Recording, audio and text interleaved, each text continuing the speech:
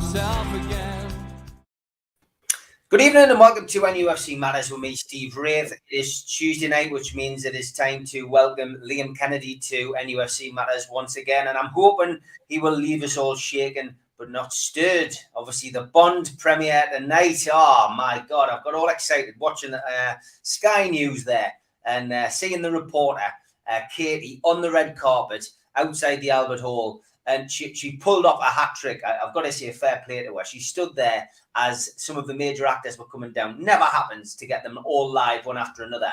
And it was just like first actor turned second, and then there he was, Daniel Craig. Fair play to her. She just had one of those dream moments as a reporter, Liam, which I'm sure you probably had in your brief career. But it's just nice when things go. It's nice when things go right, and I was actually over the moon for the last. But yeah, I wish I was at that premiere. I wish I was involved in the film. Fantastic.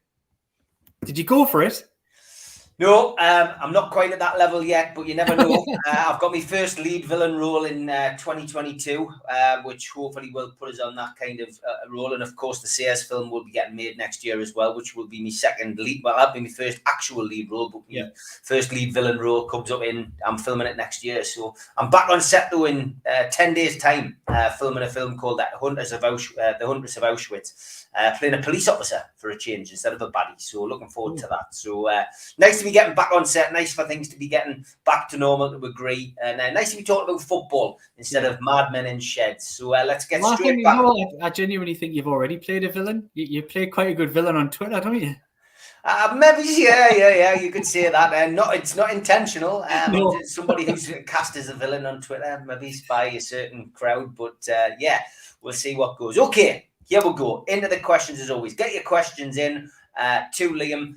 You know how it rumbles. Liam tends to answer questions in 10-minute segments. So those who get the questions in first are the ones who get them answered. Darren says, evening, Steve and Liam. D-Day tomorrow, or C-Day, cat case.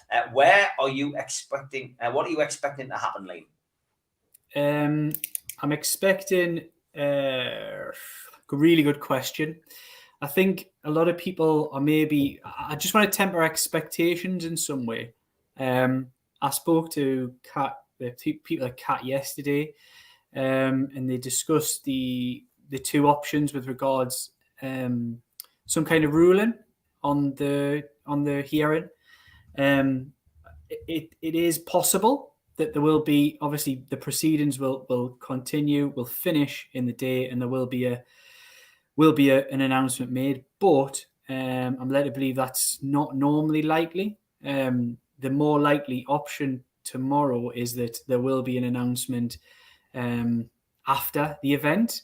And one thing that I'm not trying to frustrate Newcastle United fans here, but one thing they did say was that there is absolutely no specified timescale on when that announcement may come. Now, before we walk down that road, before everyone starts losing their heads with it, I don't anticipate it's going to be a long wait, but that's just general procedure in the way that these things work. Do I think we'll get a takeover tomorrow? No. Do I think we'll get a lot of nitty-gritty takeover detail? Again, no. This is purely about whether the case runs. The Premier League are attempting to say that the CAT process doesn't have jurisdiction, and this should be dealt with effectively because Newcastle United are a football club that signed up to play in the Premier League, that has a certain set of rules, that it should be dealt with, as is the case with everything else, in private, behind closed doors, in an arbitration. That's something they've been pushing for since day one. This was put together.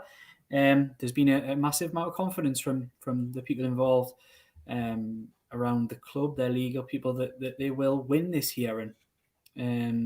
But there's absolutely no certainties in this, that they may not win this hearing.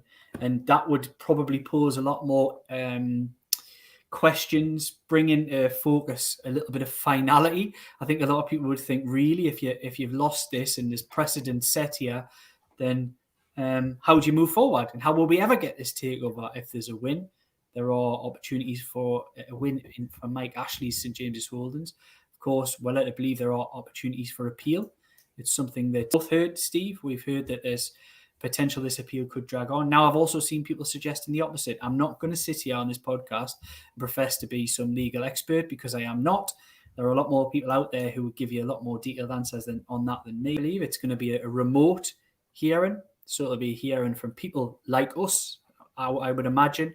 We're doing it on StreamYard. People, they'll be doing it on some kind of platform, and that's the way I think it would play out. And look, one thing I would say that if the Premier League do win, I think that sets a dangerous precedent, that things can't be dealt with properly, which is why I think if they do win, then it could have big ramifications. And this probably won't interest a lot of people out there, because they want a Newcastle United takeover. And like me, I do too.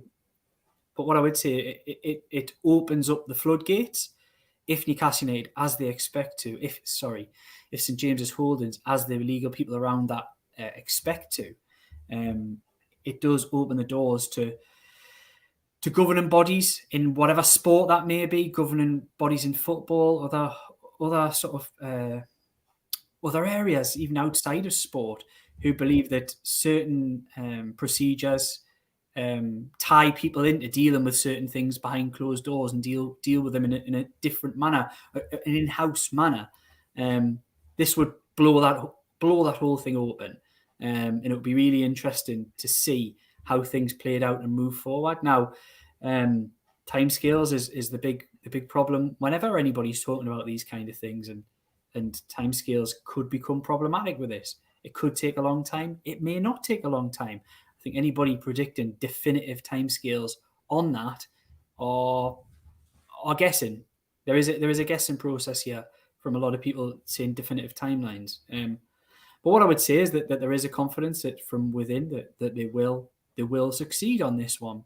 But what I would say, Newcastle United fans looking to tune in tomorrow, is you're probably going to have to have your legal head on tomorrow to be listening to some of the conversations and to and fro and points that will be made in this year. But it is fascinating. It's a fascinating, and it's a new facet to this incredible 18 months or so that we've had at Newcastle United.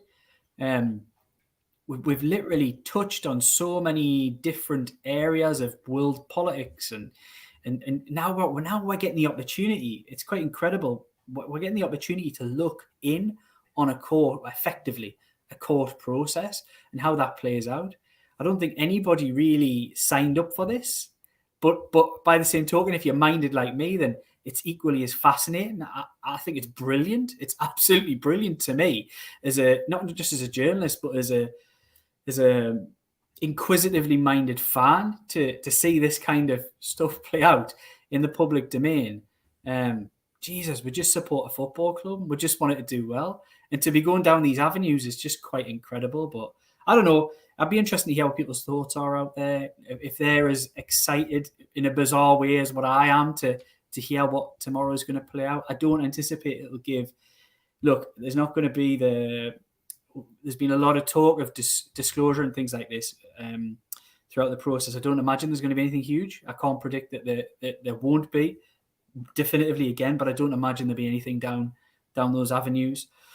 Although it has been mentioned by well-sourced journalists very recently in publications that there has been a lot of sort of confidentiality and disclosure problems between the two parties. We know that's something that runs all the way through from the very start of this process, that the confidentiality and the sharing of information hasn't really been as forthcoming, maybe from both sides, but definitely from one way to the other. But look, I'm fascinated. I will be attempting to tune in. I've been speaking to the cat over the course of the last week, and I'm not going to be putting a live blog up. I'm not going to be putting anything out there in the process. And I would urge anybody.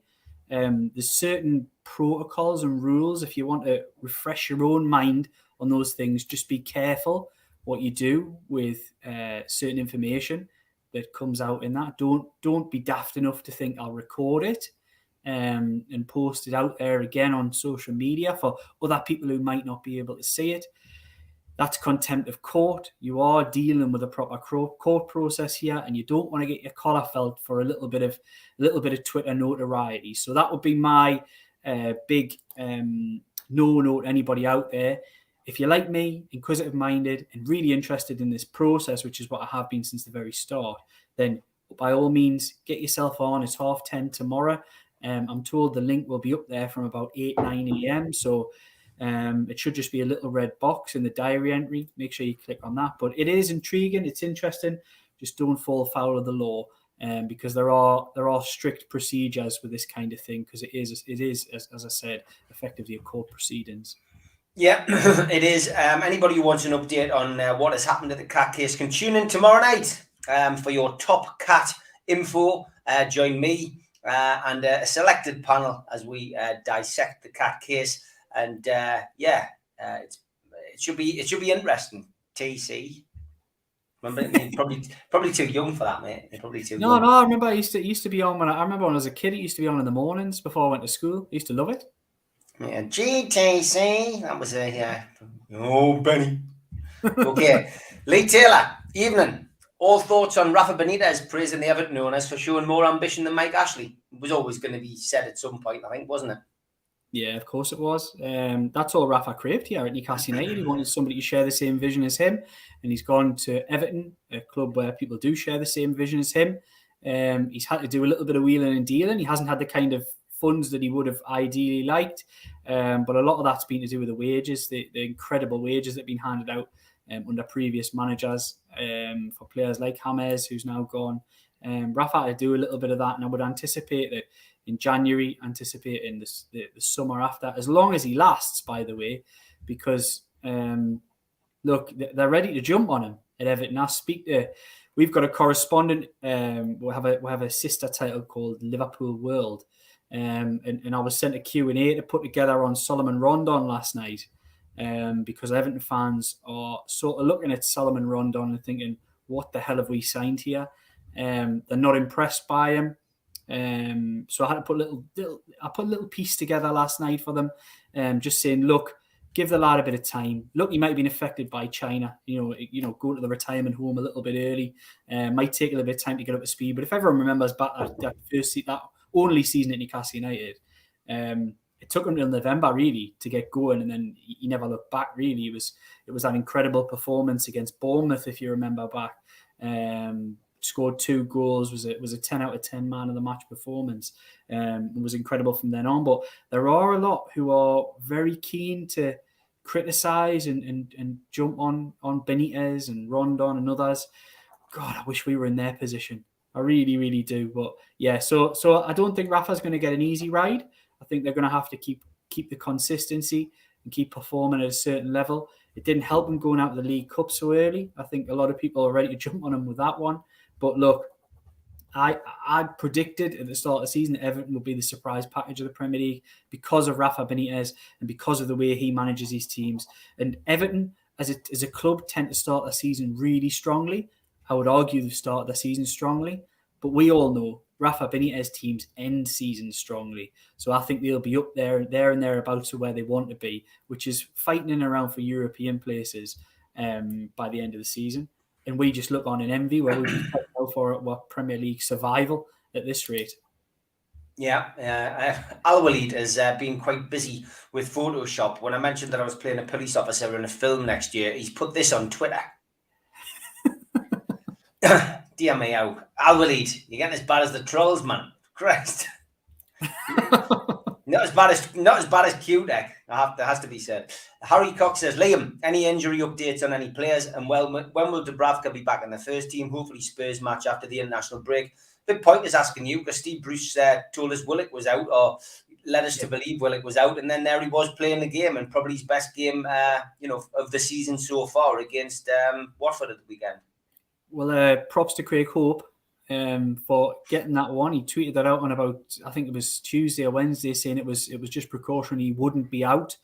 He wasn't out, and Steve Bruce did a little bit of mind games there, and maybe it was credit to Joe Willock. Maybe he came in. I mean, Bruce explained that situation that Willock came in on Friday and said he wanted to give it a go, but Yeah, it was good. It was good to see him back in the side because he's a lot more than, and this was the thing that almost skewed it a little bit. He was a lot more than just the goals last season. It was about the impact that he had in that midfield and the legs that he gives, the energy, the ability to break forward at speed, the link up with players like Alan St-Maximin. He's a quality performer. And I think a lot of people were fooled by the goals. The goals haven't come this season. He hasn't really, I would say at the end of last season, he was getting in positions at least once or twice a game to score goals. He hasn't really done that this season, but he has been getting up to speed. And I think I would say from maybe sort of midway through that Southampton game onwards, I think he started to look more like the Joe Willock of last season. And on Martin Dubravka, it sounds like this weekend will probably come down too soon for Dubravka. He's been out since around June. But the suggestion is that I think he'll be ready for Tottenham. And I think I spoke about it on the show last week. But that gives Steve Bruce like an incredible decision to make. He's only just made the big call, although injury helped him out. He's only just made the big call to bring Carl Darlow back in. He was very loyal to Carl Darlow last season. Some would argue too loyal. At times when Martin Dubravka came in, he wins more points than he loses. Everybody who watches the show regular knows my opinions on Martin Dubravka, because Dubravka is the best goalkeeper by far at Newcastle United, in my opinion. And I think the sooner that he's back, the better Newcastle United as a team and as a collective defensively will be. He's got the odd mistake in him. There's not many goalkeepers who haven't, but I think he'd be a big boost, and I suspect Tottenham will be the decision game. Will Steve Bruce make that decision? He's going to have to be brave. And for me, hopefully he's learned from maybe the error of his ways last season and hanging on to Darlow for too long, and he just throws Dubravka straight back in when he's fit, because that's what I would do. Tom Dixon says we've been linked with Gennaro Gattuso if Bruce does leave Newcastle. What's your thoughts on this, Liam? I don't know where this link's coming from. I've had a couple of people tweet us about it recently as well, and it's nothing that I've seen that's new. I mean, there were daft links in the summer about Gattuso, but it's not something I've seen recently. My understanding, as I've repeated on here, despite everybody's wishes, and everybody can wish Steve Bruce out of the job as much as they like, and I said this at times last season as well, but I don't think Newcastle United are going to break their mould and suddenly pull the plug on Steve Bruce, because the situation in their eyes isn't grave. It isn't grave. They can come back from this. They've had worse starts to seasons, albeit with much tougher fixtures. They've also went through a really bad run last season and didn't pull the plug. So that surely has to be a yardstick for everybody out there. However right or wrong it was, that has to be a yardstick to say they're going to stick by their man. And I think that'll be the way it continues for quite some time. Yeah, obviously a lot of people concerned about Graham Jones as well. He's had a great impact at the club. Ben Smith says, do you think if Roberto Martinez replaces Koeman at Barcelona, that Graham Jones will jump ship to Barca? Or do you think he'll remain at Newcastle, which is the club he supports? It's a really tough decision, isn't it? I think all I can say on that one is you put yourself in those shoes. Would you do it? And I think it's a really tough call. I would argue ambition may take over, and you might want to go to somewhere like Barcelona. Why not? Give it a try. Went with them to Belgium. That would be a big loss to Newcastle United. It really would. You could flip that on its head and say he's potentially sitting there now knowing that if the plug does get pulled on Steve Bruce in a month, in 2 months, in 3 months, he's probably one of the top candidates to take over because of the position he finds himself in. Again, use previous behaviours as a yardstick. Newcastle United's previous behaviours is to employ somebody like John Carver, who was already at the football club, to see the season out. That could be Graham Jones if this continues till Christmas. And he could be Newcastle United manager and have a 3-month run at it. If he does well, he might be here for 5 years. It's the type of thing that it's a really tough call for somebody to make and almost impossible to know without getting inside his head. Yeah. Carl says Nuno's start to life at Tottenham's come under scrutiny following a poor run of results. Why does Bruce seem to get a freedom pass in the sense that the fan base are expecting too much pundits? I'm not sure what that last bit means, but I think he means like almost that people are looking at Nuno, who to many is a higher standard manager than Steve Bruce, and are looking at the struggles at Tottenham and immediately turn and say, well, he needs to go, he's not good enough. But if Newcastle United go on a horrendous run, it's almost like there is a cabal of supporters within the punditry world who crowd around Steve Bruce and say, well, you're to blame, the fans are to blame, and you should be happy with what he's doing. He's just doing his job. And it's double standards. But I would also say in some ways that Tottenham are just on a different level than Newcastle United, and expectation is understandably much higher at Tottenham Hotspur than it is at Newcastle United. That's not because of the size of the club. That's not because of the fan base. It's just because of recent history. Newcastle United, unfortunately, to the wider football public, are just becoming an irrelevance in the Premier League. They're almost making up the numbers. And I think a lot of the punditry that comes with that kind of supports that argument that like, what more do you want? What do you want? You know, you're in there, you're playing a part. What more do you want? Because you're not capable of winning anything. You're not capable of challenging anybody. So what more do you expect? And I think that's kind of a narrative that's built during the 15 years of Mike Ashley, because it's not the type of things people were saying 15 years ago, but it's very much the standard thing that people say now. Yeah, okay, mate. That's another question answered. Evening, lads. Where is our first 3 points of the season going to come from, says Malcolm Kennedy. Do you think we can build on from the positives against Watford and get a win down at Wolves on Saturday, he says? Yeah, I don't see why not. Look, and I know there's a lot of people saying it's apologists and things like that, but I think there are massive, massive concerns about this team. But I think it's hard to argue that they haven't looked better in an attacking sense. They have looked much better. They've created more chances in probably 2 or 3 games than they did for a stretch of about 10 at one point last season. They do look like scoring more goals, but conceding them at the same time. And that lack of quality without Callum Wilson in the final third is a big concern. Because if Callum Wilson plays, for me, on Saturday, Newcastle United win that game. If Callum Wilson plays against Leeds, Newcastle United win that game. And it goes back to the old argument that it was something throughout the summer that I was trying to explain to everybody, the mentality of what Steve Bruce and his coaches were thinking with the 5 players they believed were forwards. That's not because I agreed with it. My consistent thing throughout the summer was Dwight Gill should have gone, and they should have brought somebody in who was more capable of filling in when Callum Wilson got injured, which was also, unfortunately, in the type of player that he is and his injury history, it was inevitable that this would come. We've just got to hope that, as well as Dubravka and potentially Shelvey and a few others as well, that Callum Wilson is one of those names on the team sheet after the international break, because I really do think he's just a massive miss. But we all knew that, and they've taken a risk on it, and it was false economy. They had to go out and get somebody. They've been lucky that Alan St-Maximin has really turned up this season. He's come in with goals and assists. It's just a shame that Callum Wilson, who started the season in that manner as well, isn't up there with him. Same as last year, really. We're gambling and hoping that ASM and Wilson aren't injured at the same time. And if they are, we've got problems. Jasper, taking it down a different direction, says, Liam, what's been the best story that you have covered so far as a sports journalist?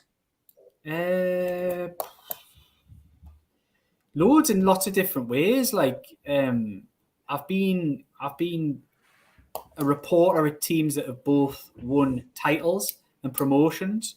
First of all, when I was up at Dundee, which was an incredible story on the final day of the season, where Hamilton, who were managed by Alec Neil, who went down to Norwich, I think they had to win by 8 goals on the final day of the season and ended up winning by 7. And Dundee managed to win the game late on and win the title. It was a quite incredible day. The Rafa Benitez promotion, that was such an emotional roller coaster with the Jack Grealish goal, and it filtering around the stadium and filtering onto the pitch, and the final whistle filtering onto the pitch, and that was quite an incredible one. But there's been lots and lots of interesting stories outside of that. I've been involved at clubs there's always been takeovers, there's always been relegations, promotions. I do feel like as a football journalist, in doing this about 10 years, that I've kind of walked a good road with it, and we've had a lot of exciting stories along the way. I've had all sorts, literally all sorts. There was a story from Scotland whereby Dundee and Celtic decided to get some kind of arrangement together where they were going to suddenly play a game in Philadelphia and they were going to do like a Premier League type game elsewhere, and just the intrigue with all of that kind of thing. Of course, you've got your transfer stories and all that kind of thing. And this takeover, as I said before, has been an incredible journey. It's not incredible enough because I wanted to have a happy ending. But we'll wait and see. I think we'll know. I think we'll maybe have a little bit more of an indication tomorrow or in the following days of how it's heading.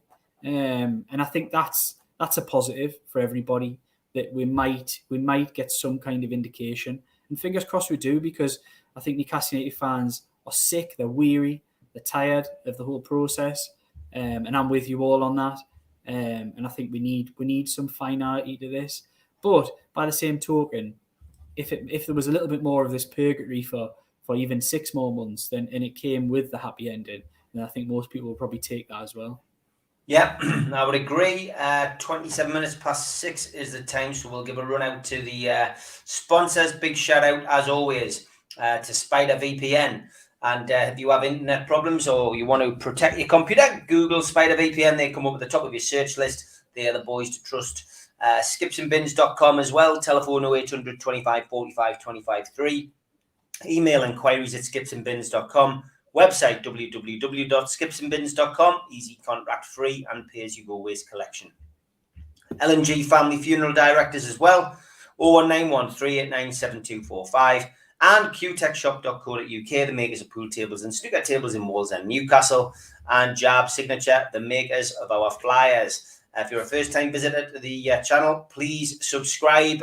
We hit the 42,000 mark last night, so a big thank you to everybody who is subscribed. Welcome to all the new subscribers. Click the Newcastle Legends logo in the bottom right-hand corner, and that is it. You have subscribed. Click the thumb up to like the video. It's very important for an algorithm, and it gets us videos hit further up the Newcastle United podcast chain. Click share to share to your other social media. Drop into the comments box to speak to like-minded Newcastle fans and to get a question on the screen. We're also available on iTunes, Spotify, and other podcast providers.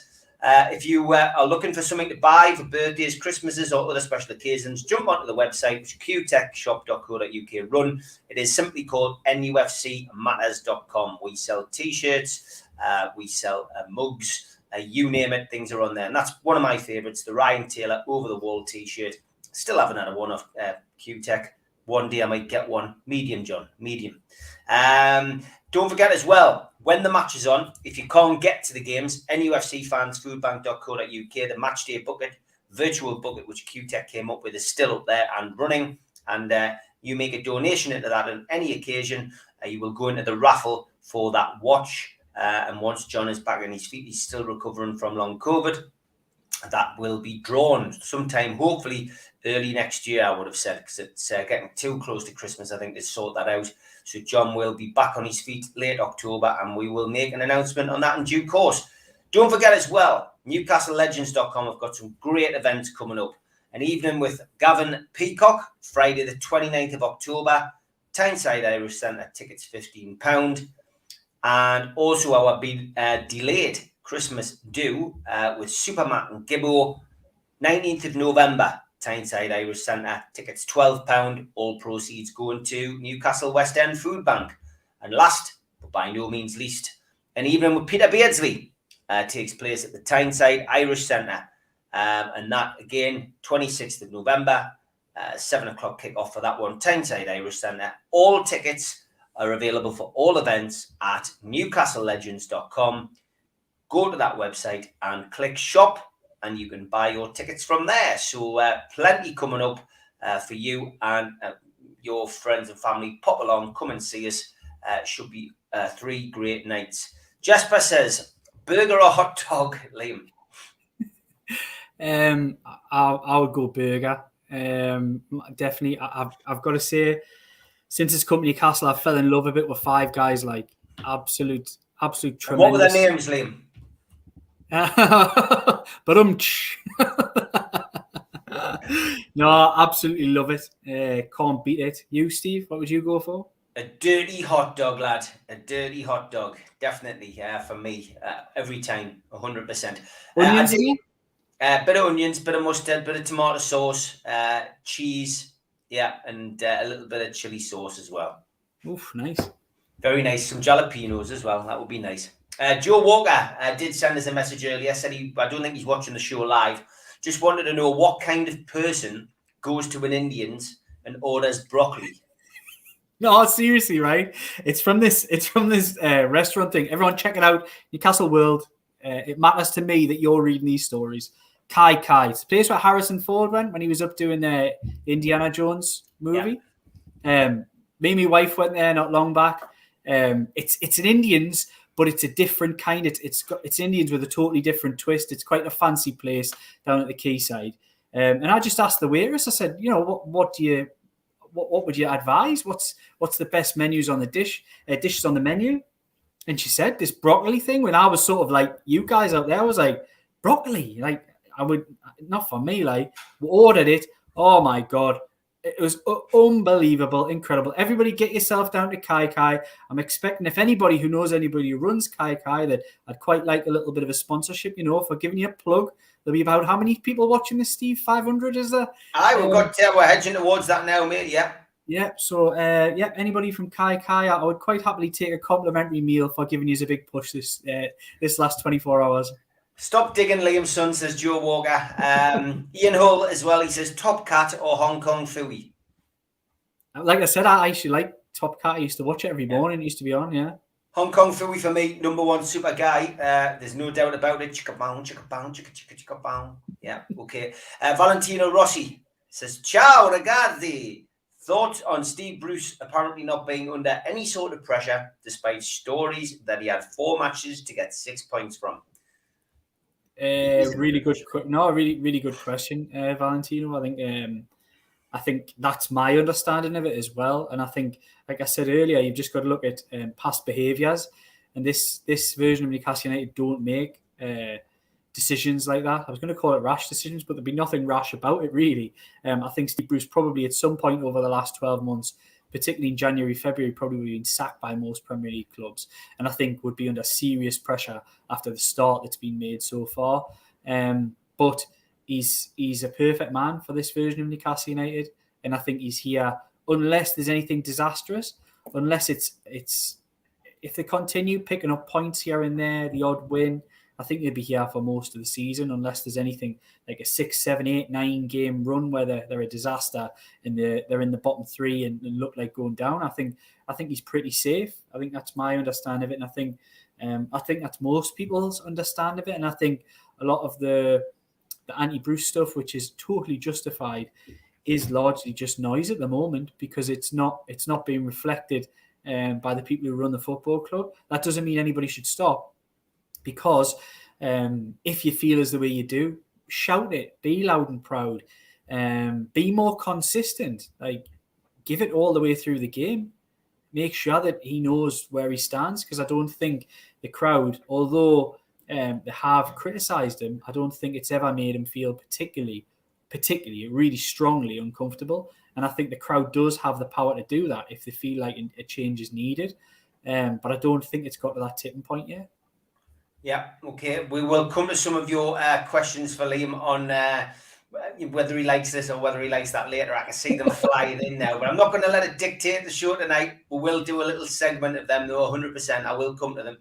Stuart says, why do you feel we are poor in the final third of the pitch? Is it a bad decision-making thing, or is it players making the wrong runs, or the fact we're missing our main striker?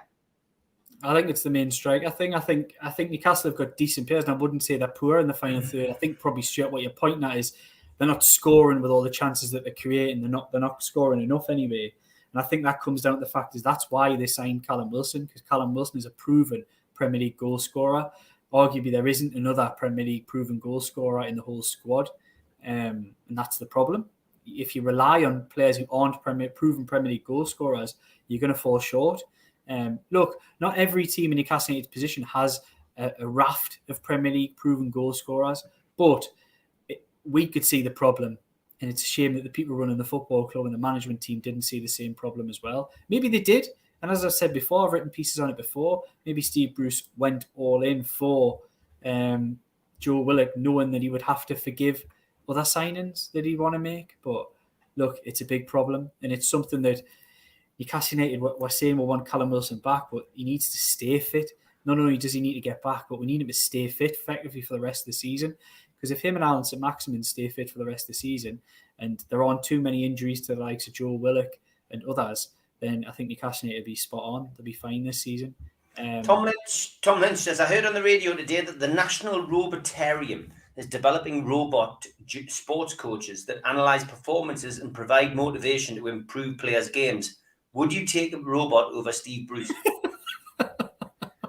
I didn't know where this was going. Really good question. Would I take a robot over Steve Bruce? Look, there's some quite artificial intelligence, all that kind of thing. There's some quite smart robots out there, so it might be worth a roll of the dice. Yeah, I would take a robot over 5 guys anytime. John Askew says, evening all. Liam, if it goes south tomorrow, does Mike have the option of appealing? Yes, that's my understanding, yeah. So we've talked previously on this show about the Premier League potentially having the right of appeal. So will Mike Ashley, exactly the same. The whys and wherefores and the points at which can be appealed and can't be appealed. Again, I'm not going to sit here and profess to be a legal expert. There's plenty of other people out there who'll give you answers on that. But yes, he will have a right of appeal, is my understanding. Okay. Colin says, I know we covered this earlier, but it's worth reiterating. The live stream tomorrow, do we find it on the CAT website or from another source?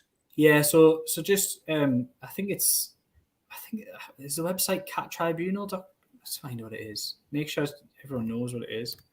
So yeah, it's cattribunal.org.uk, and if you just click on that website, there is a diary section, and listed in that is, I think, St James's Holdings Limited, the Football Association Premier League Limited, and if you click, there should be there's little boxes underneath saying live stream, etc. I'm led to believe there'll be a red box that you'll just be able to click on and connect immediately. It should be available from about 9 a.m. at the latest tomorrow, and the hearing itself is set to start at 10:30. Okay, that's really not going to be the most exciting thing to watch. I would watch our show tomorrow night, 6 o'clock. We'll give you the full lowdown on exactly what it means and what we can expect moving forward. Gary says, Liam, would you give some under-23s a chance towards the first team? I know a lot of people are expecting young Elliott to maybe get a run out, but at some point. But it doesn't look like that's the way that he's going to move forward, I don't think. I think Elliot Anderson needs to be involved in the not too distant future. But for now, he's a young lad who spent a lot of time outside of football. An injury that he couldn't train with. He had to just rest. And that's a crucial point in his career. He needs to just get back playing, get back properly fit. So I think for the time being, his apprenticeship's probably best served in the short term at the moment with the 23s. And I think, a month, maybe 6 weeks down the line, that'll probably be revisited. But I would love to see Elliot Anderson. And of course, the coaching staff know much more than I do about his current state of his injury, etc.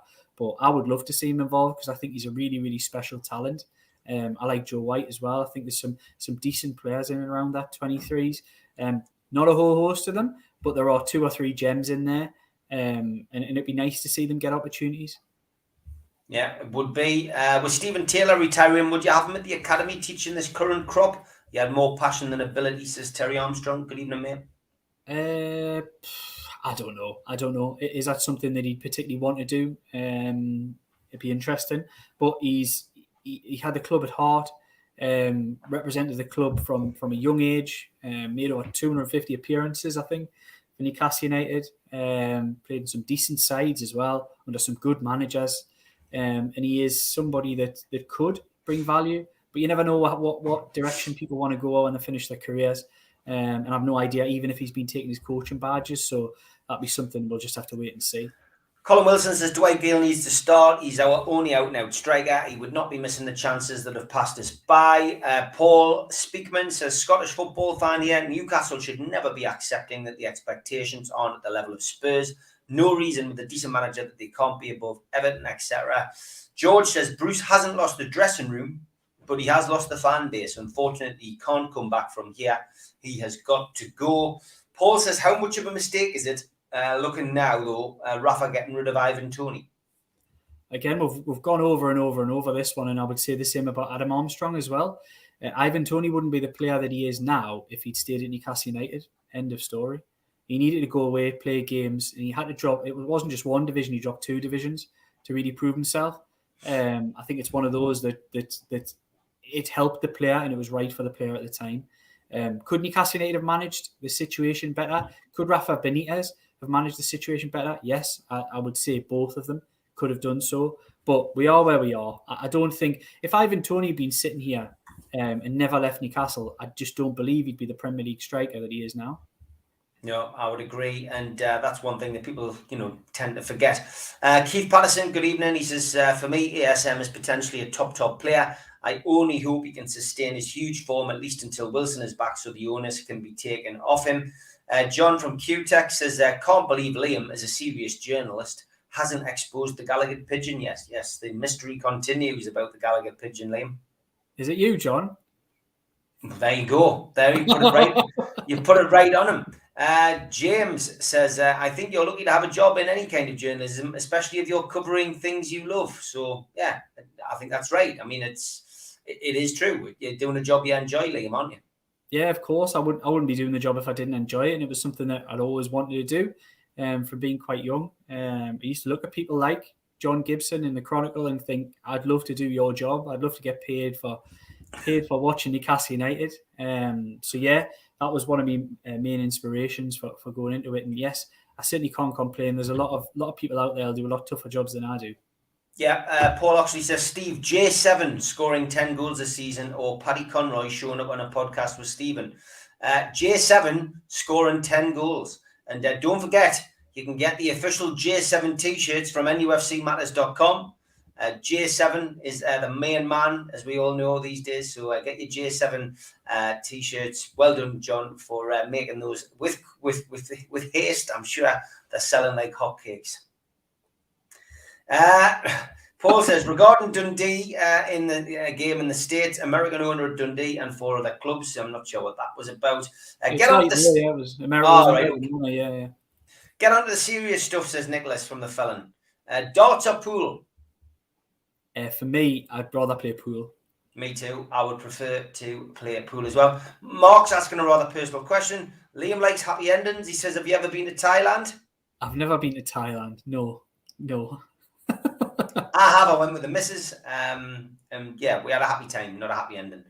Life Goals says, Liam, which of these youth products equals biggest letdown for potential? Stephen Taylor, Michael Chopra, Adam Campbell, Rolando Aarons, Andy Carroll, Matty Longstaff, or Ian Bogie. And it's Bogie, not Bogey. That's something that drops out your nose, mate. So I'll go through them. Stephen Taylor, I think it's hard to argue that he didn't fulfill his potential. I think he did. I think he played a lot of top division football at a really good level. So I would argue that Stephen Taylor did go on to make a very, very good career. Michael Chopra had a great career for himself, but was never quite lived up to the hype when he got to Newcastle United first team level. Speaking to people who watched him at youth level, people did have their doubts about whether he would definitely make it at Newcastle United. A friend of mine's a former scout, and he always preached that to me, that Chopra wouldn't be what everyone expected him to be, and he was right. Adam Campbell, again, another one who really performed well at youth level. I don't know. He's made a career, but he hasn't probably lived up to it. Rolando Aarons had a little bit of ability, but I would never say was ever expected to be a world beater.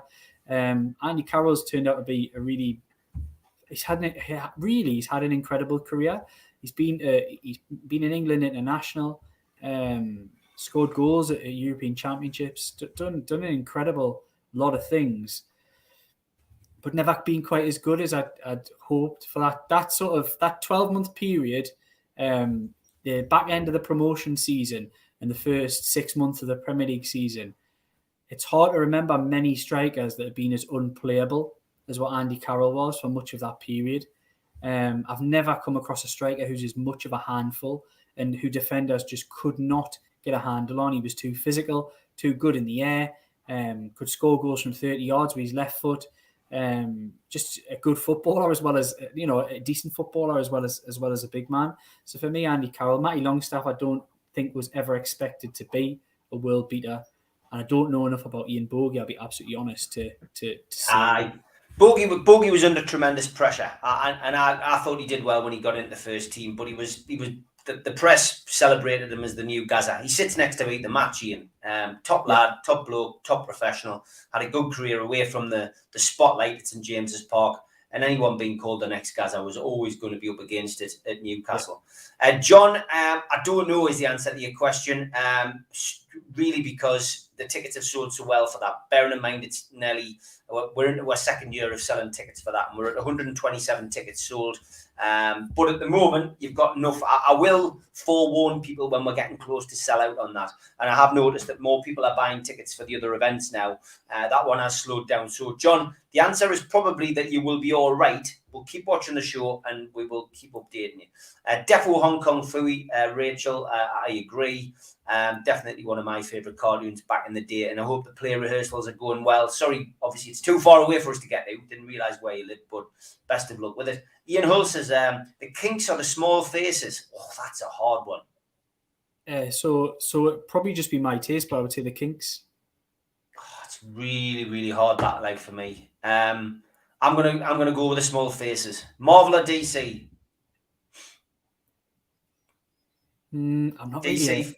DC for me. I'm not going to lie. I'm not going to bullshit this one. I'm not really a comic book. Or you're not a geek. You're not a geeky comic fan. No, not really. Probably more Rider Rovers. Match or shoot. Yeah, I think we've had that one already. Gary says books or films. That's a tough one because they both have their place. They're both something that books there's a real escapism about books. But it's I always find a film a little bit more relaxing at certain times as well. So I would say films, actually. Films. Okay. Ping or TaylorMade? Are you a golfer? Not a golfer. Sorry, Colin. I'd say Ping. Beano or the Dandy, I think he means. Definitely the Beano. Beano or the Dandy. I used to work for DC Thompson, and on the side of our offices in Dundee was about a 40-foot mural of all of the characters from Beano and the Dandy. There's also actually a statue in Dundee City Centre, which is a Desperate Dan with his dog and his cow pie. And the amount of times people used to say, "Look, Liam, you look a bit like Desperate Dan." I used to get that quite a bit. But I don't know. I would say Beano. Go for the Beano. Yeah, same as me, mate. Orbital or the Chemical Brothers? Chemical Brothers? Same for me. Yeah, I would definitely say so. Broken leg or a broken collarbone? Struggling now, aren't they? Neither. Yeah. I would imagine I'd probably go leg if I had to choose. Yeah, absolutely hilarious. How's the broccoli, did you say, says Joe Walker? It was incredible, Joe. Get yourself there. It was unbelievable. Rafa Benitez fan says, good to see the away fans singing We Want Bruce Out throughout the Watford game, and at the end, he's getting it sang every week now. Yeah, the pressure is starting to tell on Brucey. Light Goes says, Brucey needs to let Matt Ritchie take the team talks, cups would fly, and with that sweet left peg, he could easily kick boots at people's faces a la Fergie with Beckham. Masters or Patterson, says Joe. Patterson, of course. Absolutely. Exactly. What a silly question. Back to some normality. Andy says, is Paul Dummett back soon? Honestly believe our defence is stronger with him. Yeah, I think he had a little setback recently because he was very close about 3 weeks ago, a month ago. I think he's had a little setback, but I don't know the exacts on that one. Maybe find out a little bit more at the end of the week.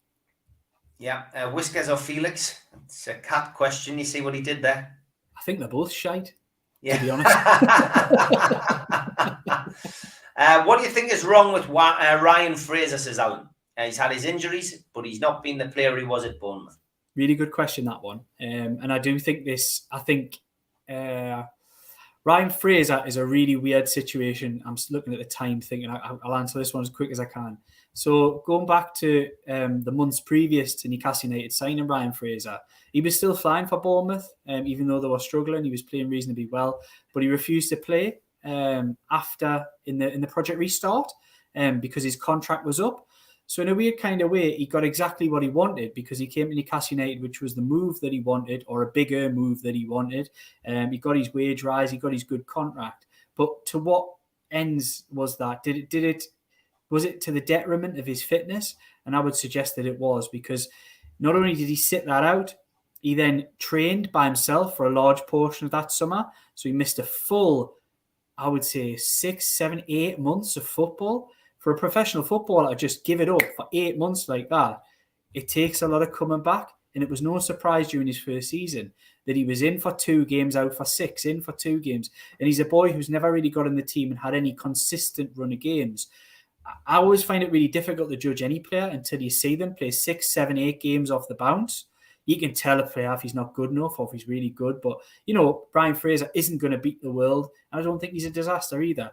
I think if you've seen 6 or 7 games from him, you would find a place in the team and get a bit of consistency because he is a decent player. But he's never, ever been given the opportunity like that.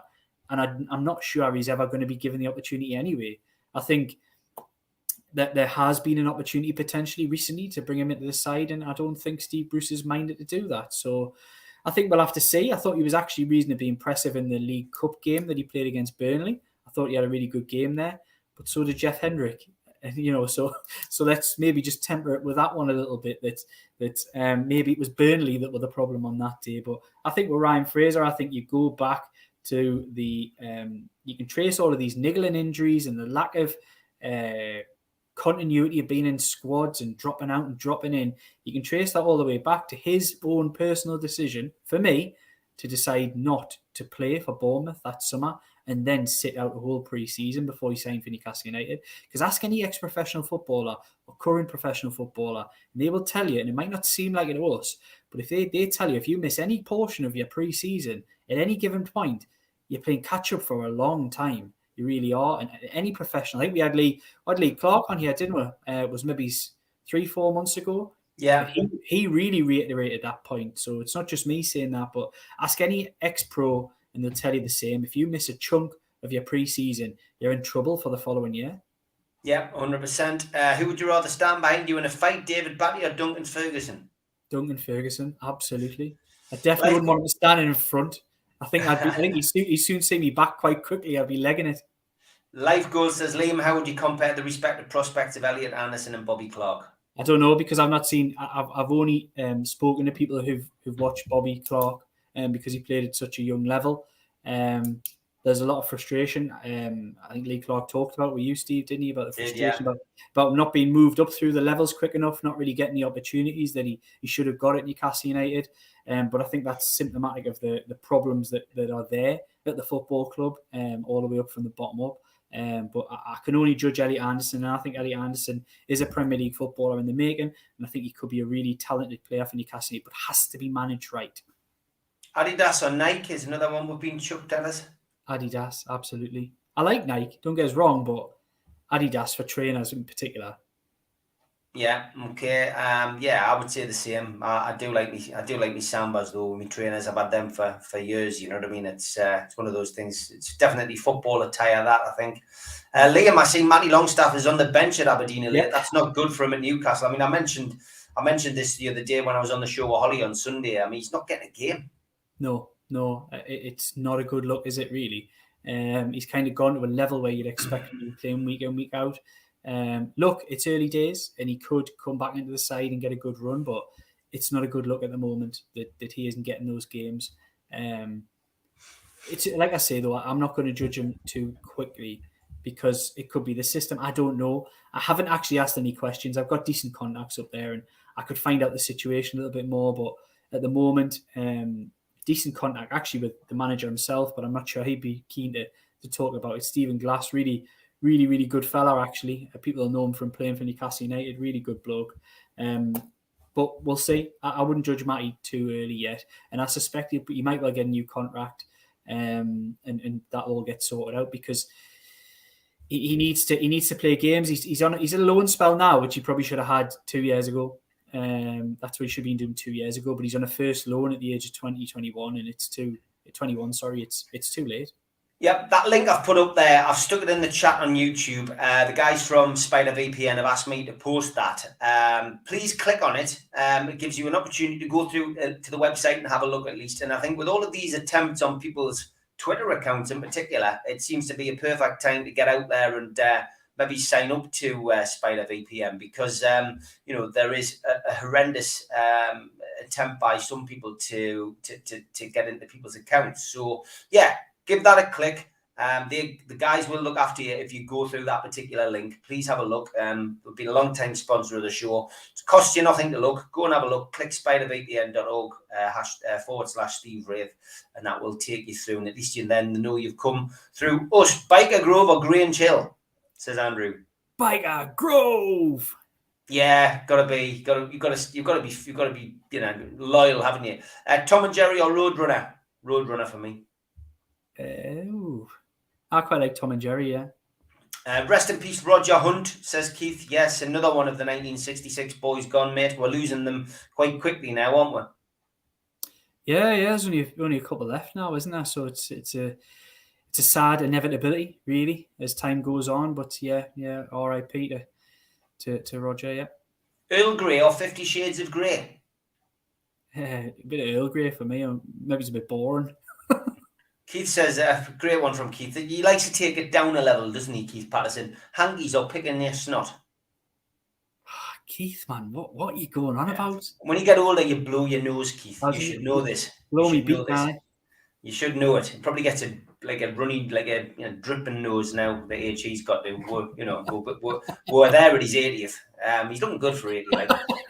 Jack says, all right, lads.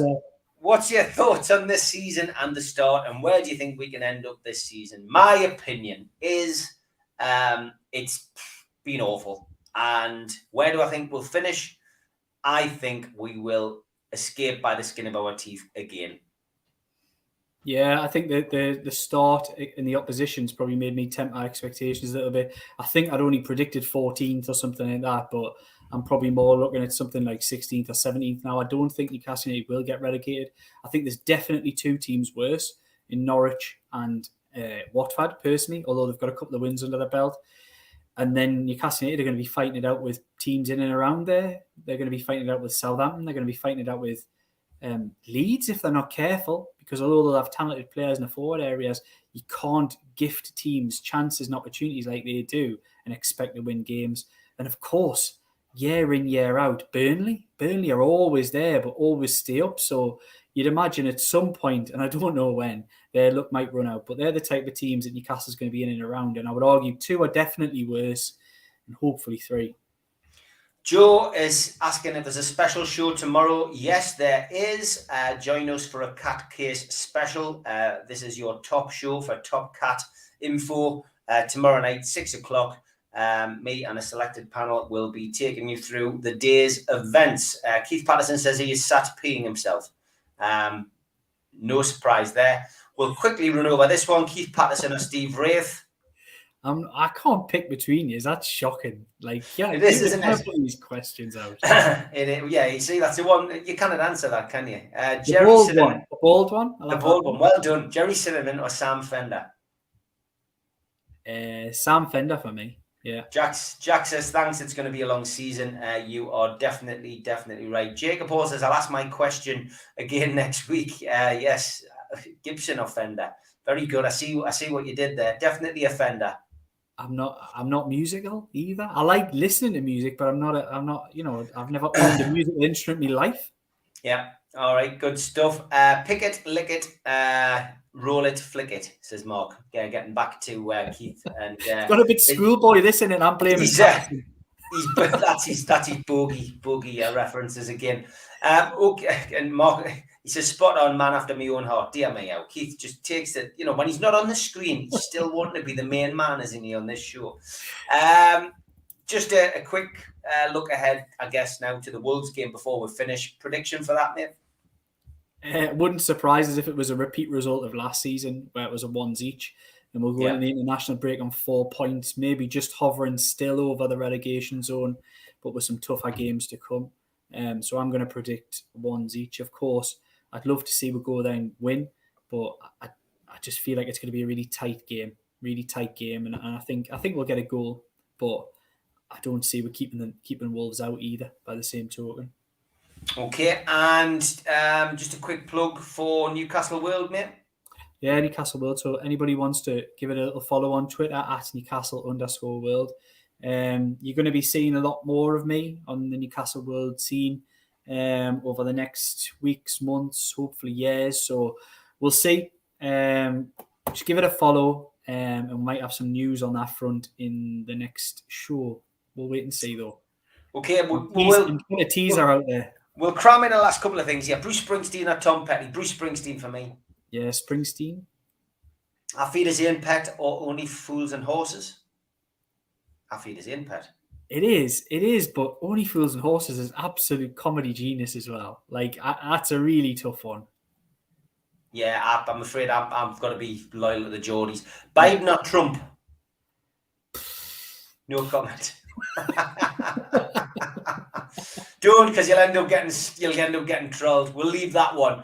We'll finish on this one. Tenor Lady or Dr. White, Liam? What? I'd say Tenor Lady because it's the only one I've heard of.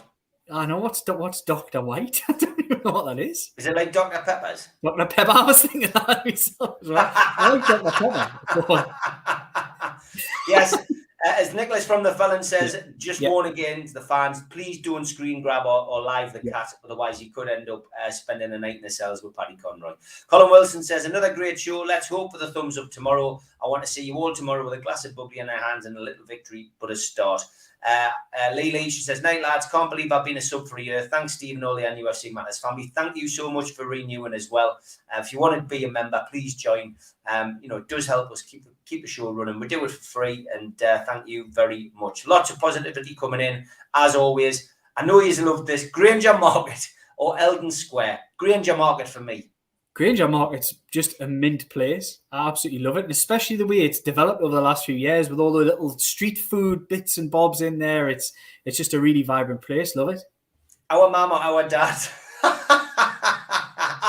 ask Joe Walker. Eldon Square or the Bridges? There's no comparison, man, Mark, for God's sake. Don't be silly. Come on. Andrew says, excellent show. Thanks for the laughs. And Jack says, great one tonight, lads. Take care, stay positive and test negative. Joe says, depends on who's doing the chips. Get the Prosecco out, says Tom. And that is the end of the show. Thank you very much, guys and girls. As always, an absolute pleasure entertaining you. Liam, thanks a lot, mate. Keep up the great world. Follow at Newcastle World, folks, and I'll see you next Tuesday, Liam. Take care, mate.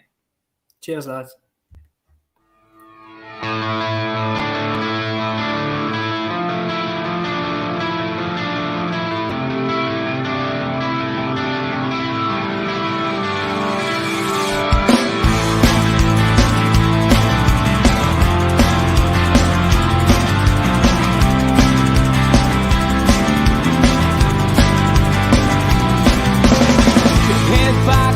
Critics attack. It feels like I've been talking to myself.